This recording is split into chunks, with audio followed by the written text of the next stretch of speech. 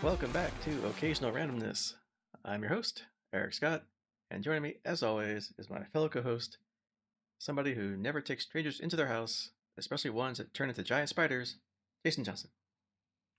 Step into my parlor, said the spider to the fly, or something like that, sci-fi space related. Anyway, hey Eric. Half spider, half not spider person. Yeah, we'll get there. Yeah. That'll be tonight's focal point. Oh, So, speaking of tonight, we're continuing our journey oh, through that should have been the episode, dude. They missed it. Once bitten, twice fly. Anyway, sorry. Go ahead. You were saying? Hey, that could be the episode title. This. Speaking of which, going through the final season of Farscape, season 4, episode 14, Twice Shy, not Fly. Twice Fly. So if you remember last time, the crew has left Earth and is back in Farscape territory, wherever that is, which they never exactly said quite. It's probably somewhere in our galaxy, since I think one time they said it would take Peacekeepers 60 cycles, which is years, to get there from Earth. But anyway, that's where we're at. Our one quick wormhole. Yeah. If they ever get that technology. We have 8 more episodes and the miniseries to go, but so far, no. And as always, our little public service announcement here. If you like what we do, please give us a like or a review. Or better yet, help spread the word and let people know about this fine podcast here. We would appreciate it. Please and thank you. All right, this is an even number of episodes. I think that's you for the recap. All right. So we'll go ahead and kick it off. This is Farscape Season 4, Episode 14, Twice Shy. We open up with Scorpius asking Pilot why the traders are still on board. Apparently, they're being tough in negotiations, but Moya doesn't dare travel through tormented space. Hey, remember that? Without reliable star charts. It's been a while. This little Earth thing for a while, and then, Which is not to be confused with the unknown regions or something. Anyway, tormented space. Naranti and Rigel negotiate as the rest of the crew look on.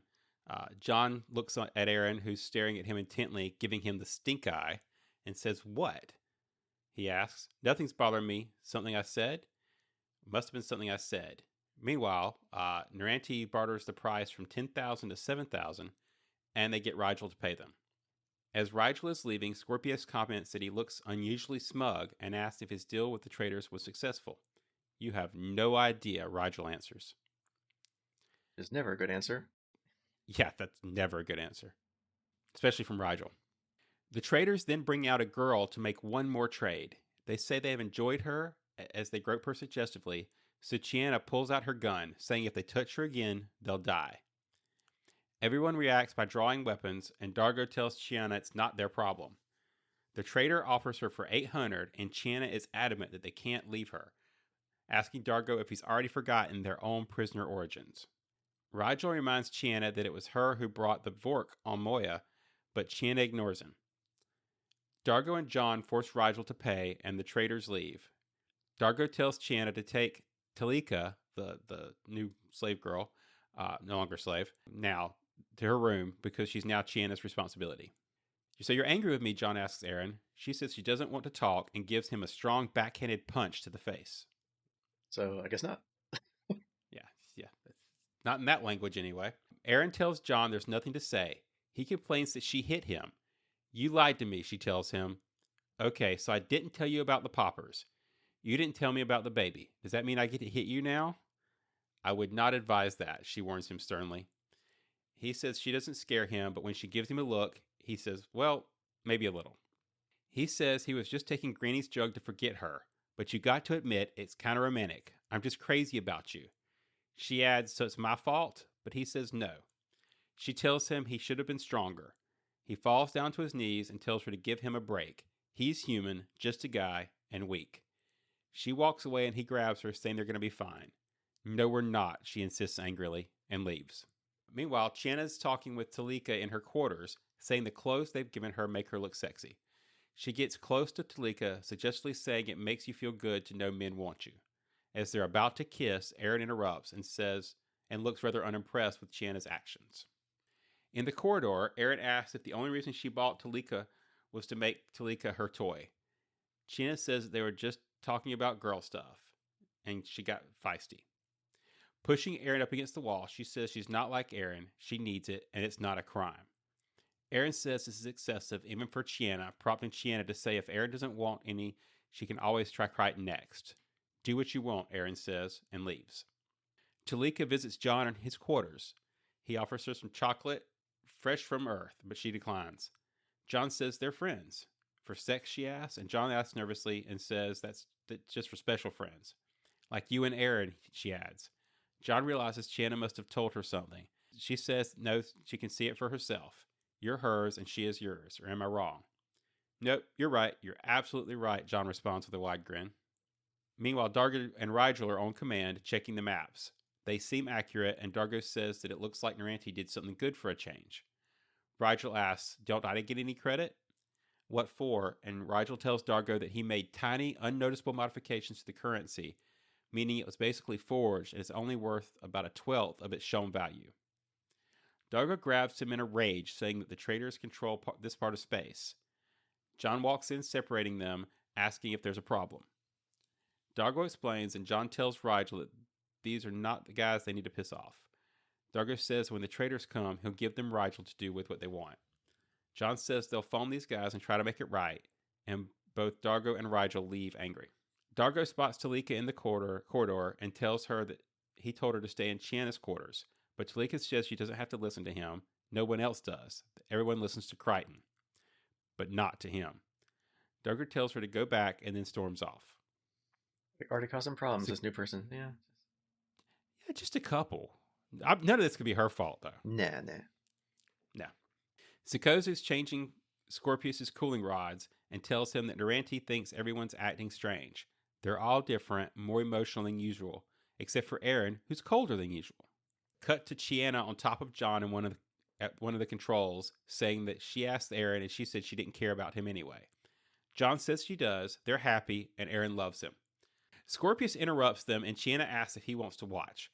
John says there's nothing to see and kicks Chiana out. Scorpius asks John how he's feeling and tells him the crew are behaving oddly. John says they're fine, but Scorpius says they're not. Their behavior has changed since a girl came on board. John says he'll talk to her. She's in Chiana's quarters. To which Scorpius responds that she actually isn't. She's disappeared and they can't find her. Yeah, still not her problem. Must be something else. No. It's always good to bring a stranger on board Moya. We've established this in history. Yeah, because, what could possibly go wrong? Aeryn and John are searching a tier and spot her.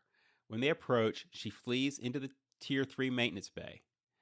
They follow her in, but are knocked unconscious when she screams an ear-piercing scream. Banshee? And then, in an arachnid-like form, jumps down and bites them. Not a banshee. And sucks on their faces with an extended appendage. Gross, nasty. Really not a banshee. Yeah, right. They both awaken, and Aeryn says she heard a scream, but then the lights went out. She spots some wounds/marks on John's face, and she has them on hers too. They're puzzled, but suspect that the loud scream knocked them out. Dargo, Chiana, and Rigel are searching for her also when John calms them. He says Talika is more dangerous than she looks and has a screech that knocked them flat. Talika is in fact stalking them unseen from behind. Sikozu wanders around the corner as a face-sucking Talika looks up. She runs and Talika pursues her in spider form. Sikozu reaches one of the maintenance bays but is caught by Talika from above. She screams and Scorpius hears it, moving to her aid. Sikozu is now on the floor, reaching for her arm. Scorpius enters and kneels down, telling Sikozu, I will kill your attacker, I promise. Naranti tells him to save her first, and they get her limbs. So I guess they caught Sikozu unarmed. None shall pass. Wait, what?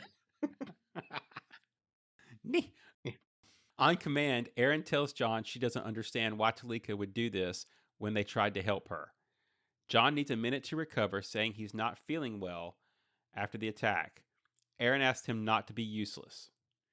That's harsh. Yeah, hey. Dargo, Chiana, and Rigel enter.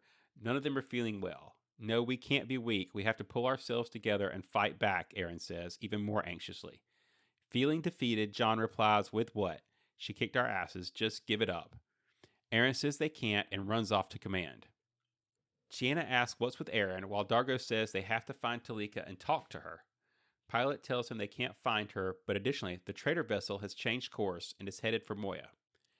Rigel tells them to give the traders whatever they want, all their currency even, as it's only brought them misery. With that odd statement from Rigel, Chiana notices something weird. Aeryn's falling apart, Rigel's not greedy, John's giving up, and Dargo's not angry. Dargo says he has no reason to be angry, so Chiana hits him, and hits him again. With no reaction, she kicks him in a sensitive area. Still, he's not angry. It's like she's taken our strongest traits away. John says she's taken nothing from Chiana, but Chiana figures out that she took her sex drive away. Pilot informs the crew that the trade ship is now just drifting, and Dargo takes that as a sign that they powered down to show they mean no harm. Dargo tells Pilot to bring the ship aboard, and Chiana asks if she's found Talika yet. Pilot says that every time they do, she disappeared again. In the cargo bay, Aeryn storms in and gets physical with Chiana, blaming her. John and Dargo break it up as the hangar doors open. All the traders seem dead, with large pustules and other gruesome deformations on their face. Talika looks on from a distance while the crew go on board the ship to search. Chiana and Rigel find more bodies and talk doom and gloom while Aeryn gets anxious and tells them not to say that. They'll all be fine. Dargo finds a trader partly alive and asks what happened. Chiana spots a message playing on one of the systems. It's a diagnosian saying the symptoms are caused by a Waloxan arachnid. Say that 3 times fast. This creature's touch infects its victims and stimulates exaggerated neural functions. It then transforms, harvests the host for energy, stores it in a membrane orbs, and hides the orbs on an external nest to consume later. Finding the nest and opening the orbs in close proximity to the original victim will allow reassimilation of the energy and complete recovery. That's called plot exposition. Yeah, that sums it up pretty neatly. Naranti wakes Sikozu, who starts screaming about her attack. Naranti asks why the creature attacked her. Apparently, Sikozu is immune to its touch. Scorpius starts choking, and Naranti pushes her off. He's infected, but not harvested. She tells Sikozu that the Scaran in him is taking over, and she must stop him to keep him from harming them. Sikozu's adamant that he won't hurt them, saying she knows him. Naranti assures her you only know his Sebacean side. Scorpius tells them to kill Talika now as Naranti confronts him, asks for forgiveness, and then blows some of her powder stuff in his face. He reacts with a punch that knocks her to the floor and then falls over unconscious. Pilot tells the crew that the DRDs are unable to locate Talika's nest. Aeryn suggests that they split into groups to try and locate her themselves. Meanwhile, Dargo suggests persuading Talika to return the energy orbs, as she'll do it peacefully. Rigel suggests persuasion with a pulse rifle. Aeryn goes to help John, but he says he's just dizzy. He strokes her hair, asking, "You know what the worst part of this is? You and me. We never could get it together, and now we never will." "Don't you ever talk like that," she says, helping him up. Meanwhile, Talika enters the cargo bay and seemingly boards the ship. Pilot tells Dargo that the vessel has left Moya. Half the crew leaves on Lola and eventually reaches the trade ship. They go to board, leaving Rigel on Lola to scan. Chiana tells everyone that it's all her fault and apologizes. There's no movement, nothing but corpses. Dargo finds the guidance system is active and the ship was set to fly itself. He calms John to warn him that it was all a trap to lure them off Moya, and that they're now all very weak and unable to make it back in time anyway. He tells John he needs to find the orbs and he's their last chance. It's a trap. It's a trap. Naranti pulls John up. "Are you ready to die? Are you ready to watch Aeryn die?" she asks. He tells her they don't know where the orbs are. She gets an idea. Since Talika is the only one that does know where they are, they can get her to show them where they are. Scorpius is infected, but he hasn't been harvested. Naranti had made him unconscious, so maybe Talika can't sense how ripe and ready he is. John calms Dargo and tells him we may not be dead yet. John grabs a huge gun while Talika catches Naranti attempting to bait her. She says she doesn't want her as she's too old and bitter. What she does want from her is to where Scorpius is, so Naranti leads her there. Talika catches Scorpius off guard, sending him to the floor and harvests him. She takes his orb back to her nest and adds it to the other glowing green orbs that hang by silk threads from some overhead pipes. Sikozu manages to follow her discreetly and observes. Sikozu climbs up top and sneaks toward the nest, while John, equipped with a huge 6-barrel gun, enters through the door. "I know you can see me," he says. "The bad guys always see me. My plans suck. People die, and it's always a mess. Welcome to Farscape. Yeah, welcome. That should be like the part they use for the intro. My name's John Crichton. Yeah. Anyway, Yeah. Plans suck. Yeah. my plans always suck. She spots him and tells him she has no remorse. He's food and she needs to eat. She asks if the others are coming to attack her, but he replies it's only him. He says he's tired of it and falls to the floor. He tells her to bring it on and kill him now. Fast or slow, it's her choice. She replies that she likes it slow. I was afraid you'd say that, John says, as Sikozu calls to John not to let her before she does any harm. John holds Talika off with a couple of shots from his gun, which hardly make a dent, and then ends up shoving the gun into her mouth and firing. She then explodes. As John, dripping in green spider goo, picks himself off from the blast, he recites in his usual glib way, "Along came a spider, exploded beside her." Cut to Durante cooking up a meal for Rigel and Dargo. Rigel thanks her for the best roasted spider soup he's ever eaten. Dargo says it's the only spider soup he's ever had, but it is really quite good. Nope. She asks if they're feeling like their old selves, but Rigel's trying to take some of Dargo's food so they know things are back to normal. Sikozu asks Scorpius which is worse, having them see his scare in half or remembering it himself. "I know what I am, Sikozu. This incident was simply a fortuitous, though troubling reminder." She responds that if he wants her help, the price is inclusion and honesty, to which Scorpius grins mischievously. Aeryn sits in a corner, alone, looking at a piece of lacquer. John approaches. "Do you have any idea what you've done?" she asks. "You won the coin toss, but we lost, didn't we?" "Aeryn, it's over," he replies. She asks if his mind is now so full of this dream that he can't even see straight. "Move on, Aeryn." She tells him that she did everything she could to keep them together. She did exactly what he told her to do, and the whole time he's been cheating. "Yeah, I'm a coward. Move on, it's over." She says that she'll tell him what he'll do now, and that is to stop sniffing the Stren. "Shut up," he replies. "Don't you tell me to shut up," Aeryn responds, pointing at his face. John calms Pilot and tells him that the comms are buggy and asks him to test the system. Pilot says that'll mean they'll be offline for 30 microns. He says that'll be fine, and then he turns to Aeryn. "Shut up and listen to me. Scorpius is here, looking for the key to what's in my head. The neural chips, the Aurora chair, threatening Earth, none of it works because he does not understand me." She tells him to stop using Scorpius as an excuse, but he continues. "You're the key, my Achilles. You. If he figures that out, the world and all that's in it is nothing. He will use you and the baby, and I won't be able to stop him." She asks if he thinks Scorpius has been using the comms. "Look what it's done to you," she continues. "You're completely paranoid." But just as she finishes, Scorpius suddenly calms in. "Pilot, are we having problems with the comms?"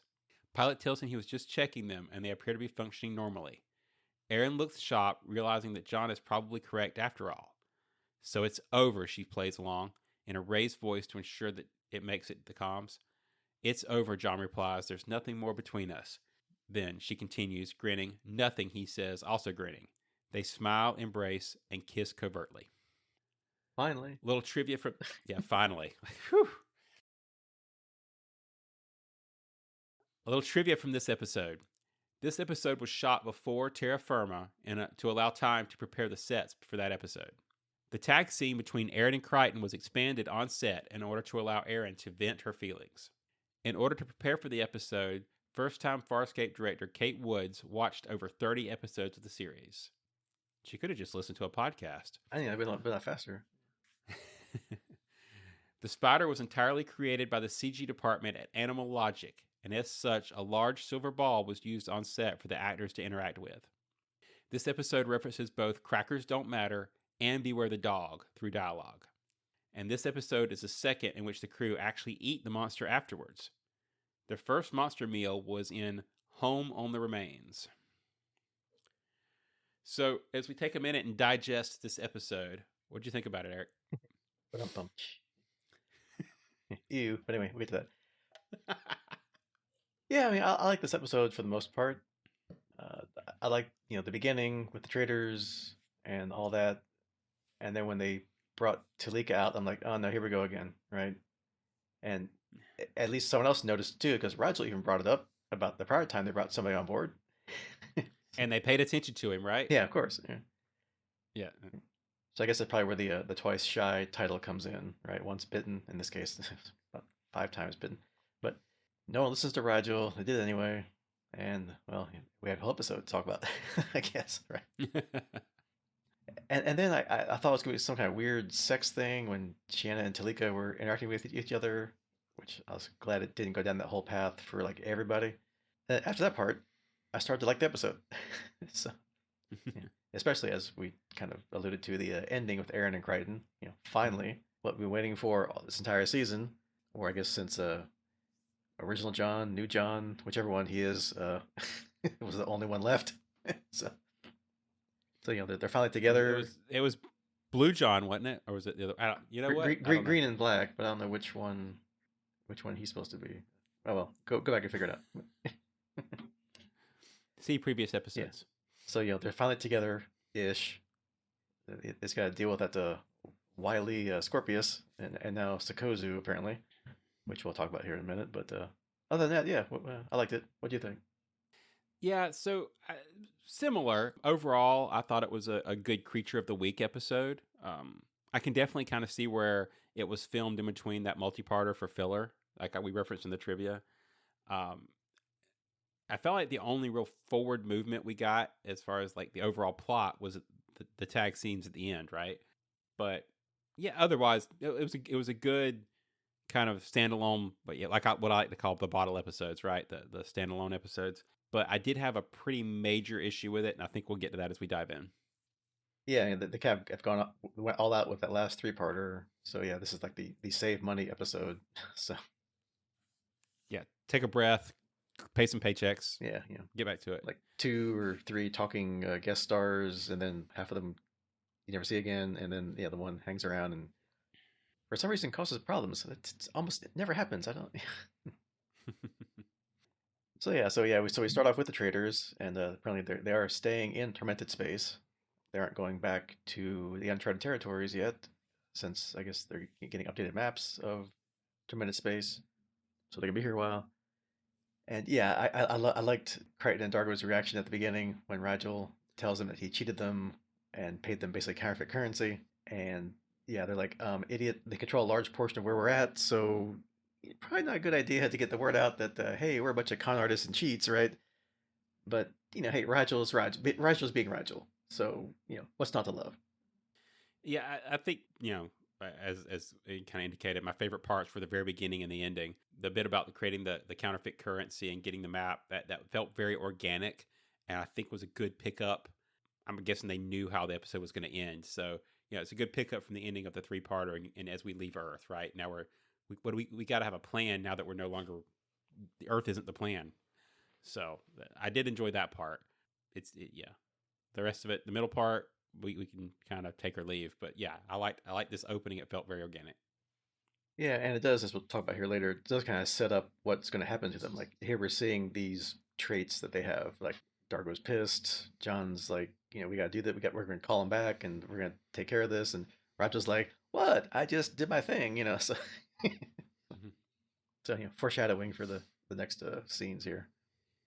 And yeah, so they, quote unquote, save Talika, which, as we've said several times, never goes well when they bring somebody on board we've never seen before. But I was a little confused for a bit, wondering, did the traders know what she was and just want to get rid of her? But then I'm like, well, no, because they'd be dead already. So, and they know she did it to them. So they just want to get rid of her, like they said, because they're done with her. Ew. Yeah, ew. More ooze.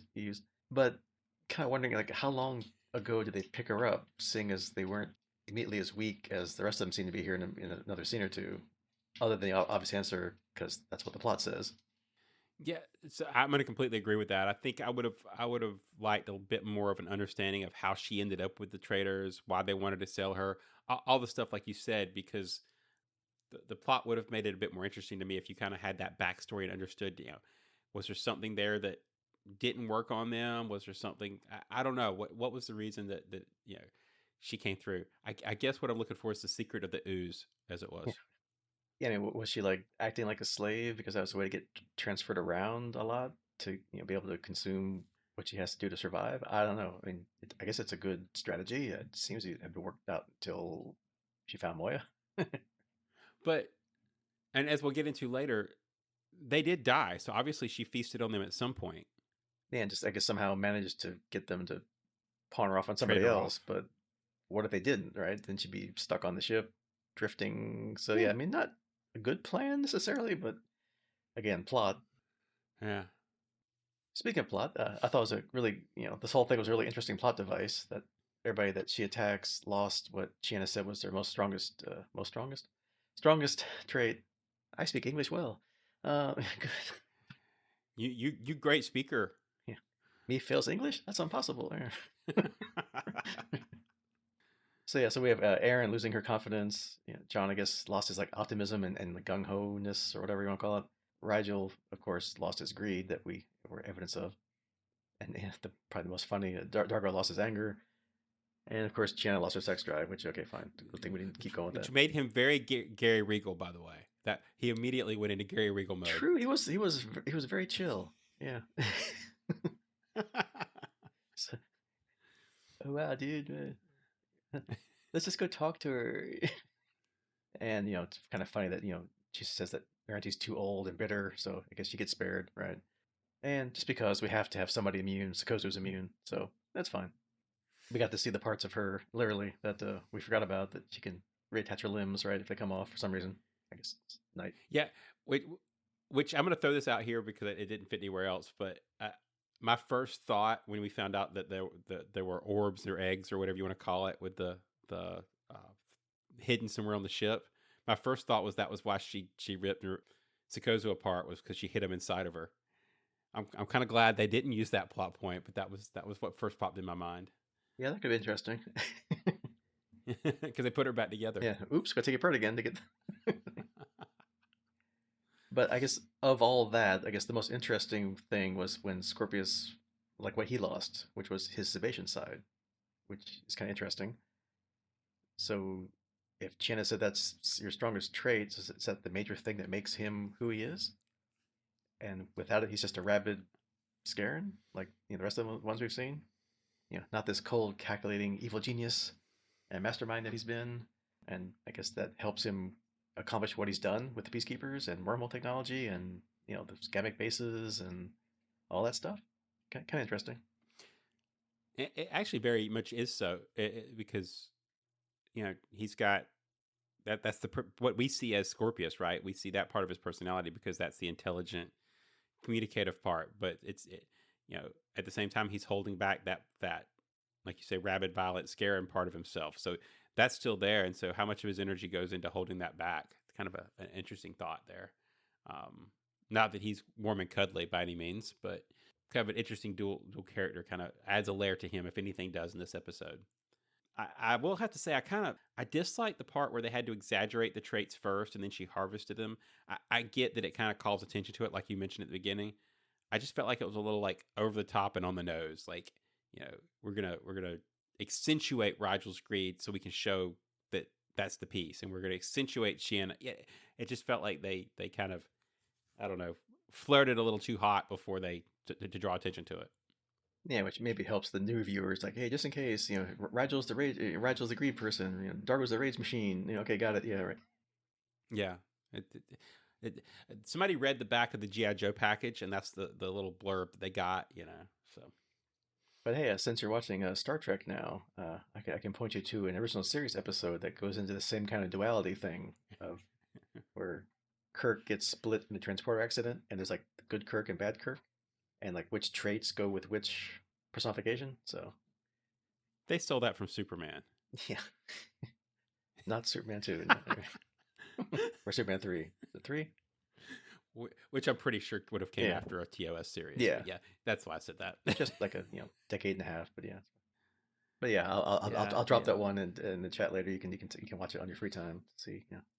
Yeah, haven't quite broke the TOS yet, but I will admit to being a New Worlds fan. You got 30 years of Star Trek to watch, so don't worry. Well, at least it gives us something to talk about. Yeah, right. But back to why we're here. So Farscape, only 4 seasons, unfortunately. No. But yeah, and then we have like the little diversion scene, which I knew that was the whole thing of why it showed her like going on the ship, and then the ship's left. I'm like, nah, she's on the ship. She's on Moya. This is just a trick, which again helps the plot because if everybody was still there hunting her, it wouldn't have been as dramatic as it was. And I guess plus it gave us the answer to what she was doing and what the solution was. Which I guess my only nitpick about the whole thing was, why did the traders have that recording in the first place? Did they not know that was talking about Talika? How did Shanna just stumble across it? I mean, maybe they had figured it out after they left when they started getting sick and weak, like Moya's crew is, and did some research, and that was what was playing on the computer display when they died. I don't know, but then why are they going back to Moya? They weren't going back to tell them, hey, by the way, the person we left with you, that's a bad thing. You want to take care of that, or did they also figure out that Rigel cheated them and they're going back to get their money and then, so questions, questions, questions. But I guess Yeah, overall, I guess it I didn't think really matter, but still.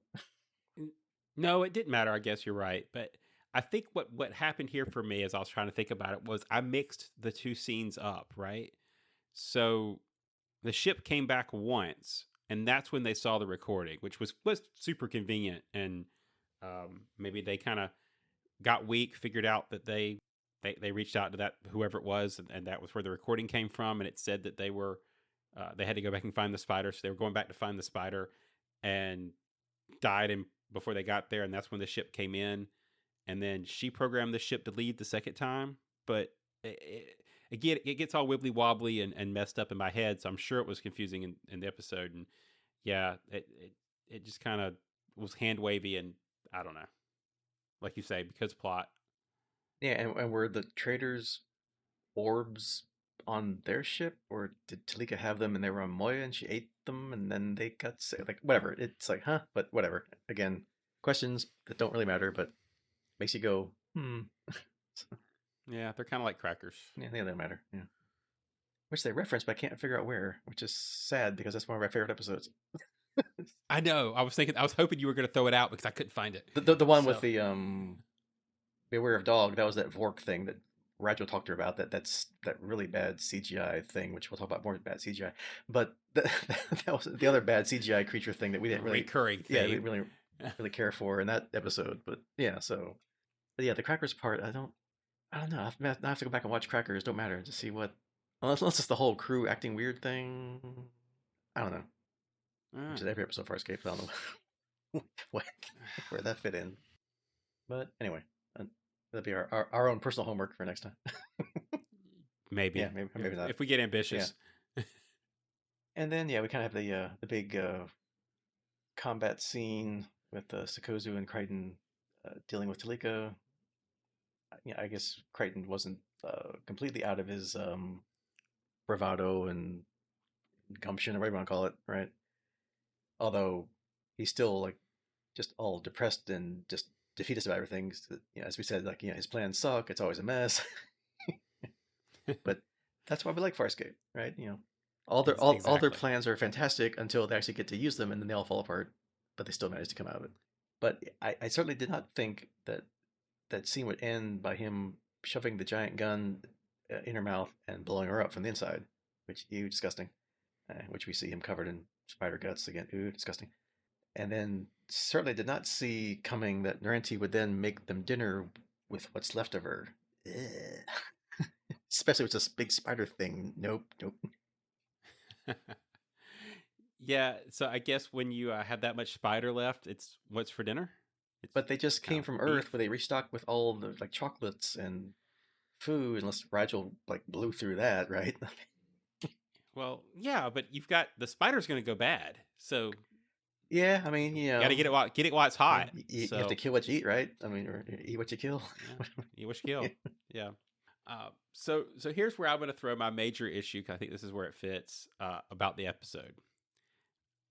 I know this is a product of its age. I mean, look, we've been through almost 3.5, almost 4 seasons of this.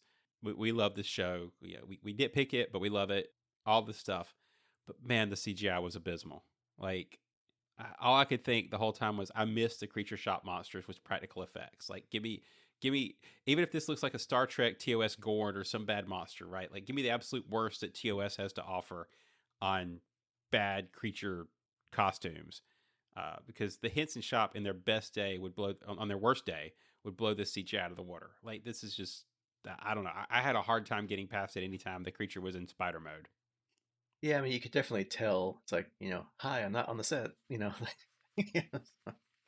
Well, and yeah, if it were me, and I know that, again, product of the time, we were all about CGI when this was out. So I get it. Like, everything you could throw CGI into got CGI'd. But especially when you're already dealing with Muppets in Space, and you have this actress who was doing a great job as the spider, pull a Jaws and, like, just don't show her when she's in spider form. Like, indicate it. You could show a shadow, do something. But I don't know. That I had a hard time getting past it. Yeah, or have like one or two short but really good CGI shots. Like, okay, look, spider, ooh, scary. Okay, and that's it. But not Yeah. like full on, full body. Yeah. They were proud of that CGI, man. I mean, maybe for the time it was. Yeah, I mean, it's kind of hard to think back, right? Because you have your current lens on the previous stuff. So maybe back then we're like, ooh, cool spider. And that's just how we were used to effects. But yeah, it was. I mean, We were post Star Wars prequels at this point. Like, well, yeah, but that's huge money for movies. This is TV. Although maybe. even Star Trek at that time, anyway, has good. Of course, they were probably even more low budget than Star Trek, but yeah, I mean, whatever. But yeah, it's definitely a product of its time for sure. But, you know, I don't know. I was gonna say I'd rather have had, like, remember the animated episode? Yeah, They kind of Looney Tuned up the character. Like, I'd rather have had that. Like, give me a cartoon spider. big googly eyes and like Uh huh. dripping fangs. The whole yeah. But yeah, well, yeah, she's Darren now, so that's. Yeah. So there's my nitpick. I had to get it out Mhm. of there, so we can move on. Yep, yeah. Let's get to the really cool parts of this episode. So first of all, Scorpius and Sikozu.